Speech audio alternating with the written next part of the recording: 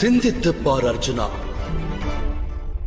நீ சங்கடங்களில் உழலப் போகிறாயா, இல்லை சமர்ப்பணத்தால் சமர் செய்யப் போகிறாயா? உண்மையில் மனிதனோடு தொடர்புடையது கர்மங்கள் அல்ல, அந்த கர்மங்களோடு சம்பந்தப்பட்ட ஆசைகளே ஆகும். எவ்வாறு மாதவா? நிகழும் இந்த யுத்தத்தில் நீ வெற்றி மீது ஆசை கொண்டு தோல்வியை தழுவினால் அளப்பரிய வேதனை அகத்தை சூழும்.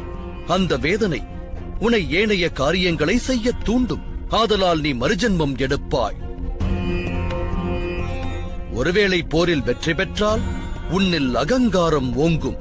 அந்த அகங்காரம் உன்னில் அகிலத்தை வெல்லும் ஆசையை தூண்டும்.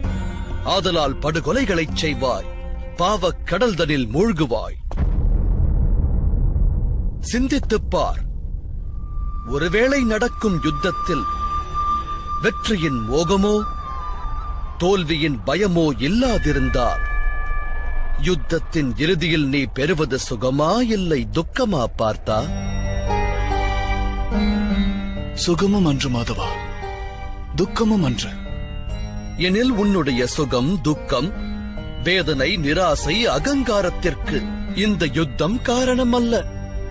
நிகழும் யுத்தத்தோடு நீ கொண்டிருந்த அளப்பரிய ஆசைகளே அதற்கு காரணமாகிறது.